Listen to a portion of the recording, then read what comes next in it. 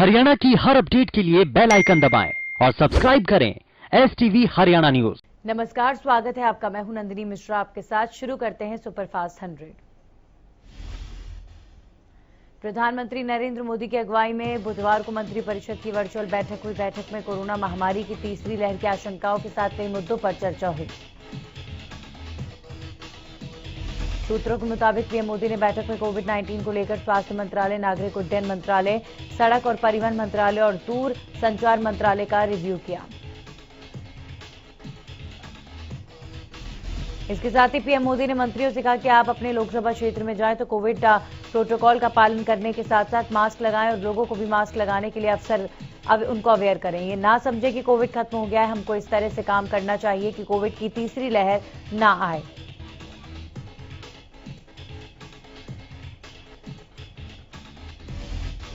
इसके साथ ही पीएम मोदी मंत्रियों को वैक्सीनेशन के काम को तीव्रता से करने के निर्देश देते नजर आए। उन्होंने कहा कि आप लाइन में खड़े होकर देखिए लोगों को वैक्सीनेशन में क्या दिक्कतें आ रही हैं। मुख्यमंत्री मनोहर लाल की अध्यक्षता में आज होगी high level meeting. Delta plus variant से बचाव पर होगी चर्चा। सीएम आवास पर होने वाली बैठक में स्वास्थ्य विभाग के आला अधिकारी भी रहेंगे मौजूद। चंडीगढ़ निवास पर सीएम मनोहर लाल ने प्रेस कॉन्फ्रेंस की। प्रेस कॉन्फ्रेंस के दौरान जन सहायक आपका सहायक ऐप किया लॉन्च। शहरी निकाय विभाग की स्वामित्व योजना पोर्टल भी लॉन्च किया गया। किसानों के आंदोलन पर सीएम मनोहर लाल का बयान। कहा, किसान शब्द पवित्र शब्द है, इसके प्रति सभी की आस्था है। किसान नेताओं को लिखकर देना पड़ा। उनका आंदोलन हिंसात्मक नहीं रहेगा। हरियाणा में कोरोना के 87 नए मामलों की पुष्टि। 24 घंटे में 14 कोरोना मरीजों ने तोड़ा दम। इलाज के बाद एक दिन में 131 लोगों ने कोरोना को मात दी। कांग्रेस के प्रदेश अध्यक्ष कुमारी शैलजा ने कुरुक्षेत्र में किसान आंदोलन को लेकर सरकार पर जमकर फटकार लगाई। शैलजा ने कहा कि किसान आंदोलन सरकार के लिए घातक सिद्ध होगा। साथ ही कहा कि सरकार ने किसानों की मजबूरी को कमजोरी मान लिया है। आज जगह जगह किसान सड़कों पर बैठे हैं और देश की अर्थव्यवस्था चरमरा चुकी है। शैलजा ने कहा कि ये सरकार कमजोर और नाकाम सिद्ध हो चुकी है। महंगाई के मुद्दे पर भी सरकार को निशाने पर लेते हुए कहा कि तेल के दाम आसमान छूने से लोग बेहाल हैं। आलम यह है कि जिन प्रतिनिधियों को जनता ने चुना था वही जनप्रतिनिधि अब जनता के सामने जाने से डर रहे हैं।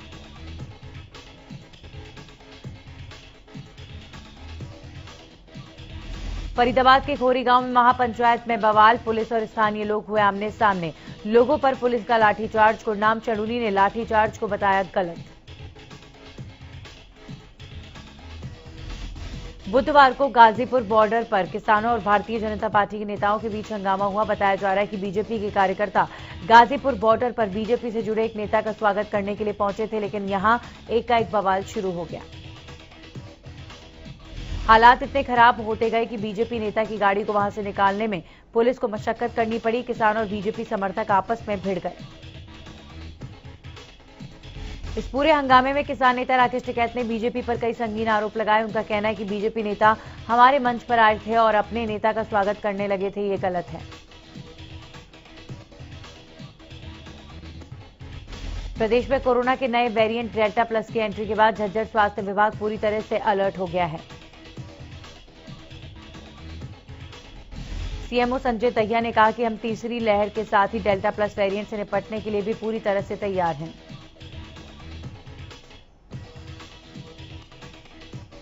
साथ ही कहा कि हमारे पास पर्याप्त मात्रा में बेड हैं और ऑक्सीजन को लेकर भी लगातार स्वास्थ्य विभाग गंभीर है। उन्होंने कहा कि एहतियात बरतना और वैक्सीनेशन ही कोरोना से बचाव के दो रास्ते हैं। गृह मंत्री अनिल विज ने एक बार फिर कांग्रेस नेता राहुल गांधी पर निशाना साधा। वहीं राहुल गांधी के रोजगार को लेकर सवालों पर अनिल विज ने राहुल गांधी से ही सवाल किया। उनका कहना है कि राहुल गांधी खुद तो कुछ भी नहीं करते हैं। वे बताएं कि कौन सा कारखाना लगा रखा है, कौन सी इंडस्ट्री लगा रखी है, कौन सा फॉर्मूला है, किस पेड़ पर नोट लगा रखे हैं। इस बात के बारे में युवाओं को बताएं तो सभी को लाभ होगा। वहीं अनिल विज ने पंजाब कांग्रेस की फूट पर चुटकी लेते हुए कहा कि देश में कांग्रेस का ऐसा कोई भी राज्य नहीं जहां पर इनमें परेशानी है। ये तो एक पार्टी के खत्म होने की चेतावनी है। जैसे डूबते जहाज से चूहे छलांग मारकर निकल जाते हैं, वैसे ही इनके नेता भी छलांग मारकर जा रहे हैं।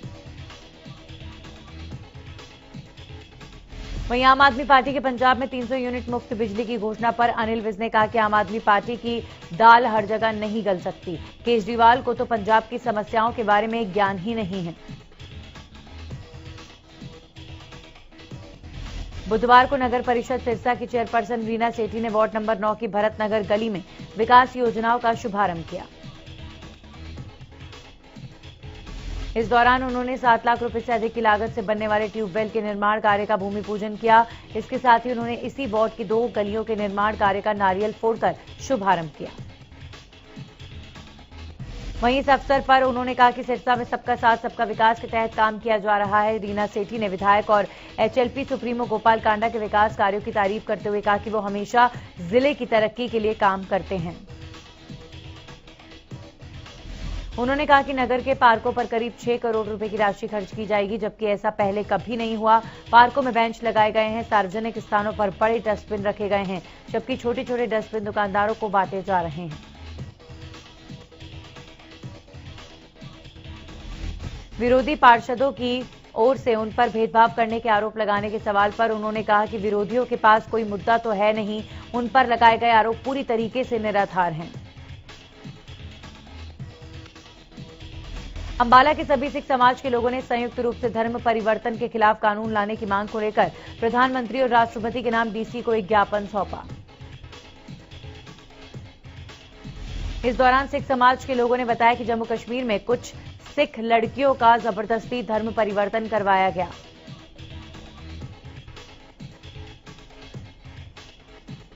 उन्होंने कहा कि अगर सरकार की ओर से धर्म परिवर्तन को लेकर कानून नहीं बनाए गए तो इसके परिणाम गंभीर होंगे। उन्होंने मांग की है कि लोगों की धार्मिक आस्था की रक्षा के लिए धर्म परिवर्तन के खिलाफ कानून लाया जाए। उन्होंने कश्मीर की लड़कियों का उदाहरण देते हुए कहा कि अगर ऐसा ही चलता रहा तो समाज में इससे विकृति आएगी, जिससे आपसी भाईचारा कमजोर होगा। करनाल के पंचायत भवन में एक तरफ नगर निगम की मीटिंग चल रही थी, दूसरी तरफ पंचायत भवन के बाहर 3 अलग अलग प्रदर्शन चल रहे थे। एक तरफ जहां सफाई कर्मचारी अपनी मांगों को लेकर प्रदर्शन कर रहे थे, तो वहीं दूसरी तरफ वसंत विहार इलाके में गली और सड़क न बनने से परेशान स्थानीय लोग प्रदर्शन करते हुए गली और सड़कों को बनवाने की मांग कर रहे थे। वहीं तीसरी ओर ठेकेदारों ने भी अपनी मांगों को लेकर प्रदर्शन कर विरोध जताया। अंबाला में नगर निगम सफाई कर्मचारियों ने सरकार के खिलाफ हल्ला बोला। अपनी मांगों को लेकर सरकार के खिलाफ जोरदार प्रदर्शन किया गया। पहले भी सफाई कर्मचारी कई बार प्रदर्शन कर चुके हैं। सफाई कर्मचारी प्रधान का आरोप है कि सरकार उनको पेरोल पर नहीं ले रही, जिसकी वजह से हर कर्मचारी को प्रत्येक महीने 1150 रुपए का नुकसान हो रहा है। कर्मचारियों ने सरकार पर झूठे आश्वासन देने का आरोप लगाया है। कर्मचारियों का कहना है कि पक्के कर्मचारियों को सरकार 20,000 रुपए गेहूं खरीदने के लिए देती है, जो अभी तक नहीं दिया गया। सफाई कर्मचारियों ने मांगे पूरी न होने पर अनिश्चितकालीन आंदोलन करने की चेतावनी दी है।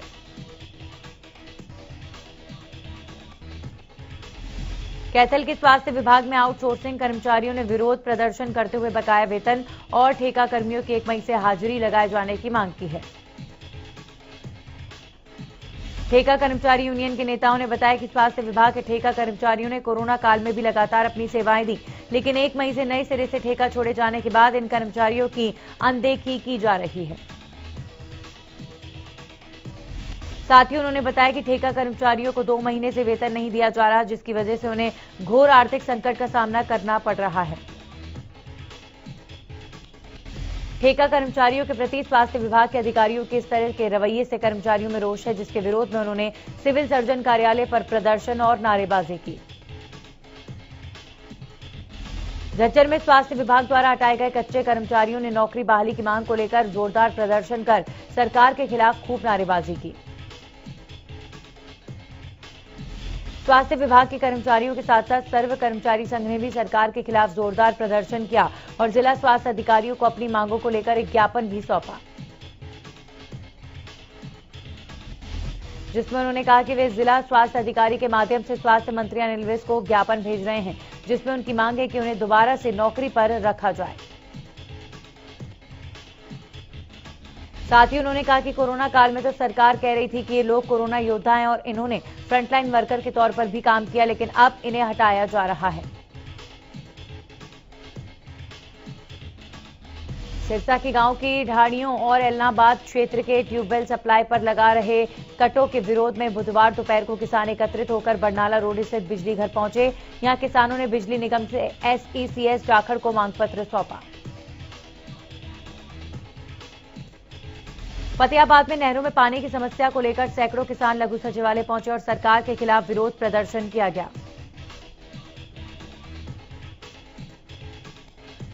किसानों ने बताया कि गर्मी के सीजन में नहरों में महीने में 2 हफ्ते पानी छोड़ा जाता था, लेकिन अब महीने में एक बार ही पानी छोड़ा जा रहा है। इसी को लेकर किसानों ने बताया कि अगर महीने में 2 सप्ताह पानी नहीं छोड़ा तो किसान 14 जुलाई को रोड जाम करेंगे। वहीं एससी ने समस्या का समाधान करवाने का आश्वासन दिया है। सोनीपत में LPG गैस सिलेंडर से गैस चोरी मामले में बड़ा ही चौंकाने वाला मामला सामने आया है। दरअसल प्रशासन ने खाद्य आपूर्ति विभाग के जिन 2 अधिकारियों को गड़बड़ झाले की जांच का जिम्मा सौंपा था, उन्होंने गैस एजेंसी के साथ मिलकर मामले को ही रफा दफा कर दिया। प्रशासन ने मामले की जांच के लिए खाद्य आपूर्ति विभाग के निरीक्षक नवीन पालीवाल और दीपक भारद्वाज को नियुक्त किया था, लेकिन अधिकारियों ने गैस एजेंसी के साथ मिलीभगत से पूरे मामले को शिकायतकर्ता के मोबाइल बंद होने का हवाला देकर बंद कर दिया, जबकि शिकायतकर्ता को कोर्ट भी कोई भी फोन या लिखित रूप में कोई पत्र नहीं भेजा गया। युवाओं को नशा से दूर करने और नशे का शिकार हो चुके युवाओं को इसकी गिरफ्त से बाहर लाने और जागरूक करने के लिए साइकिल रैली का आयोजन किया गया। यमुनानगर के SP कमलदीप गोयल ने साइकिल रैली को हरी झंडी दिखाकर रवाना किया। एंटी करप्शन ऑफ इंडिया और पुलिस के सहयोग से इस रैली का आयोजन हुआ। इस रैली में DSP आशीष चौधरी ने युवाओं को प्रेरणा देते हुए साइकिलिंग की।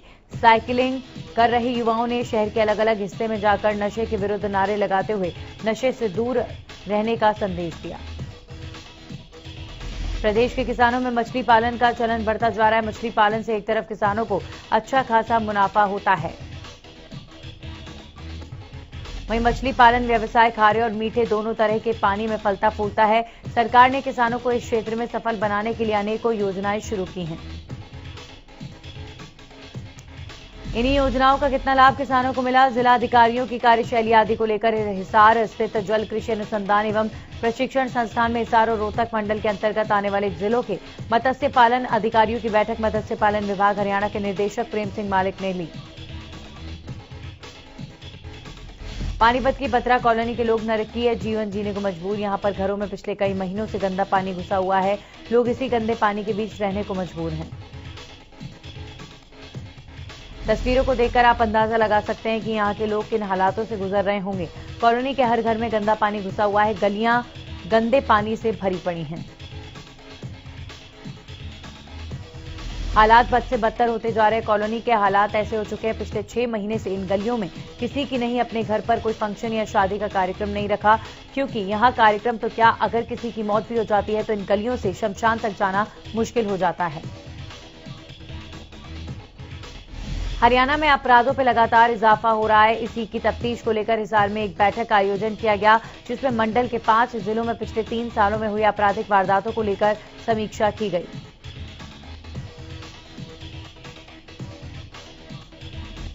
इस बैठक में महिलाओं के खिलाफ हुए अपराधों, अपहरण, दहेज जैसी वारदातों को लेकर चौंका देने वाले आंकड़े सामने आए। इस समीक्षा में हैरान करने वाली बात सामने आई कि पिछले 3 सालों में महिलाओं के खिलाफ दर्ज मामलों में 40% शिकायतें झूठी मिली हैं। विभाग ने ये रिपोर्ट शिकायतों के कैंसिलेशन के आधार पर बनाई है।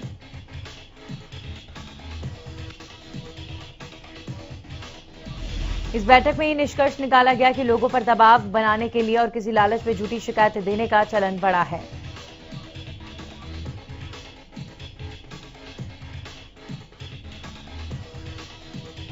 गोहाना पुलिस ने 5 लुटेरों को गिरफ्तार किया। वहीं पुलिस ने सभी के खिलाफ मामला दर्ज कर आगामी जांच शुरू कर दी है। गुजरात से आई रेलवे पुलिस की टीम ने CIA टोहाना टीम की मदद से ट्रेनों में यात्रियों से लूटपाट, डकैती करने के अंतर्राज्यीय गिरोह का भांडाफोड़ करते हुए सरगना समेत 4 युवकों को गिरफ्तार किया है। पुलिस ने आरोपियों से 14 लाख रुपए कीमत के सोने, चांदी, मोबाइल और नकदी भी बरामद की। आरोपियों पर राजस्थान, गुजरात, मध्य प्रदेश और महाराष्ट्र में ट्रेनों में यात्रियों से महंगे सामान, जेवरात लूटने और डकैती करने के मामले दर्ज हैं। बल्लभगढ़ की सुभाष कॉलोनी में शराब पीकर लोगों के घरों के सामने खड़ी गाड़ियों के शीशे तोड़ने और अन्य जरूरी सामान को तोड़फोड़ करने वाले 2 शरारती तत्वों को पुलिस ने गिरफ्तार किया है।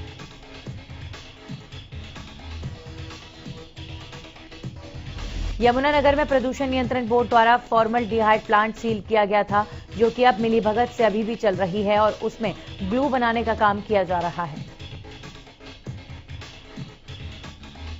वहीं जब इसकी सूचना प्रदूषण नियंत्रण बोर्ड के अधिकारियों को मिली, उन्होंने मौके पर पहुंचकर जांच की। इस दौरान मौके पर मीडिया के लोग भी पहुंच गए, लेकिन उन्हें फैक्ट्री के मालिक ने अंदर ले जाने से मना कर दिया। वहीं प्रदूषण नियंत्रण बोर्ड के रीजनल ऑफिसर ने बताया कि 2 प्लांट के छोड़कर सभी प्लांट बंद है और जो प्लांट खुला है उन्होंने न्यायालय से स्टे लिया हुआ है। बुधवार को कुरुक्षेत्र में एक रात में 3 अलग अलग हत्याओं से इलाके में सनसनी फैल गई। तीनों वारदातें एनआईटी के नजदीक अमीन गांव में और लक्ष्मण कॉलोनी में हुई। तीनों हत्याकांडों पर नजर डाले तो अमीन गांव में खेत के बाड़े सोए व्यक्ति पर किसी ने तेजधार हथियारों से हमला कर दिया, जिसमें उसकी मौके पर ही मौत हो गई। इसके अलावा दूसरी घटना राष्ट्रीय प्रौद्योगिकी संस्थान के पास की है, जहां हत्या के बाद शव नाले के अंदर मिला, जबकि लक्ष्मण चौक पर देर रात एक युवक की भी हत्या हो गई। तीनों मामलों में पुलिस ने शवों को कब्जे में लेकर आगे की तफ्तीश शुरू कर दी है। जुलाना में कलयुगी बेटे ने अपनी ही मां की हत्या कर शव को फांसी के फंदे पर लटकाकर खुदकुशी का रूप देने की कोशिश की। मां की हत्या का आरोप किसी और ने नहीं बल्कि बहन ने अपने ही भाई पर लगाया है। मामला जुलाना की भिवानी रोड पर शर्मानगर का बताया गया है। मां की हत्या के बाद आरोपी ने गांव में ले जाकर शव को अंतिम संस्कार कर दिया। वहीं शाम को आरोपी की बहन ने थाने में जाकर भाई के खिलाफ मां की हत्या का केस दर्ज कराया। युवती का आरोप है कि उसकी मां का भाई के साथ शादी को लेकर झगड़ा रहता था, जिसके चलते हत्याकांड को अंजाम दिया गया। फिलहाल पुलिस मामला दर्ज कर जांच में जुट गई है। यमुनानगर में नशे की तस्करी को रोकने के लिए पुलिस दिन रात काम कर रही है। ऐसे में एंटी नारकोटिक्स सेल की टीम ने नशीले पदार्थ के साथ एक युवक को गिरफ्तार किया।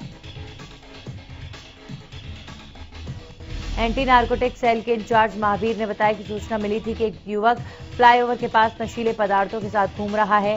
सूचना के आधार पर टीम का गठन किया गया। टीम ने मौके पर जाकर वहां पर घूम रहे युवक को गिरफ्तार किया। मौके पर ड्यूटी मजिस्ट्रेट पशु चिकित्सक विजय चौधरी को बुलाया गया। उनके सामने पकड़े गए युवक की तलाशी ली तो उसके पास से 15 ग्राम स्मैक बरामद हुई। हरियाणा स्टेट विजिलेंस ने क्राइम ब्रांच हिसार में तैनात उप निरीक्षक विजेंद्र सिंह को 40,000 रुपए रिश्वत लेते हुए रंगे हाथों गिरफ्तार किया।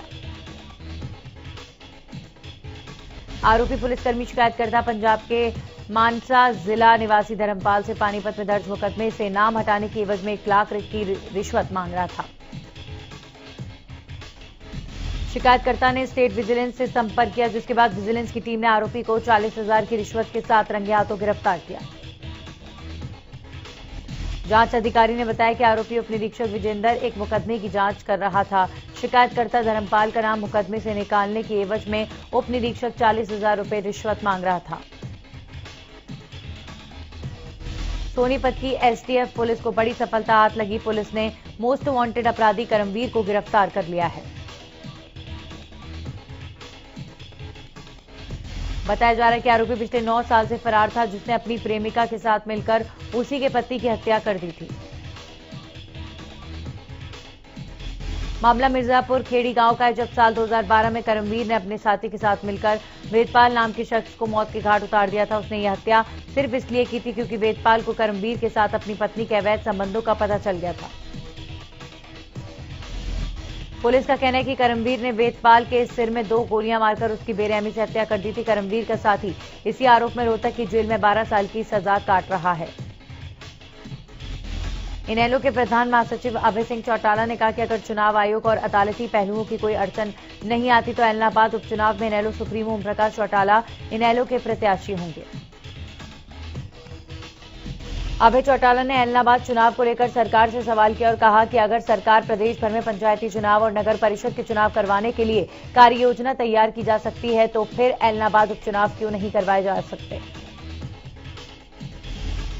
अभय चौटाला ने कांग्रेस, बीजेपी और जेजेपी पर चुनाव से भागने का आरोप लगाया। उन्होंने कांग्रेस पर तंज कसते हुए कहा कि कांग्रेस प्रदेश और देश में बिखराव पर है और हरियाणा में कांग्रेस अभी तक जिले स्तर पर भी संगठन खड़ा नहीं कर सकी। सिरसा की चौधरी देवीलाल यूनिवर्सिटी में सिक्योरिटी गार्ड्स ने प्रदर्शन कर रहे छात्रों से मारपीट की है, जिसकी वीडियो सोशल मीडिया में वायरल हो रही है। दरअसल छात्र अपनी मांगों को लेकर यूनिवर्सिटी के वाइस चांसलर के खिलाफ विरोध प्रदर्शन कर रहे थे। छात्र वाइस चांसलर ऑफिस का घेराव करने की कोशिश कर रहे थे। तब यूनिवर्सिटी के सिक्योरिटी गार्ड्स ने कुछ छात्रों को दबोच लिया और उनके साथ धक्का मुक्की के साथ मारपीट भी की गई। छात्रों ने इस मामले में गार्ड्स के खिलाफ कड़ी कार्रवाई की मांग की है। सिरसा के सेक्टर 19 के हाउसिंग बोर्ड के फ्लैटों में बदमाशों को पकड़ने गई सीआईए पुलिस को देखकर एक बदमाश ने खुद को गोली मार ली, जबकि एक ने छत से छलांग लगा दी और एक ने पुलिस के सामने आत्मसमर्पण कर दिया। बताया जा रहा है कि फतेहाबाद क्षेत्र में लूटपाट और हत्या की वारदात को अंजाम देने वाले 3 बदमाश सिरसा के सेक्टर 19 स्थित हाउसिंग बोर्ड कॉलोनी में आकर छुप गए थे।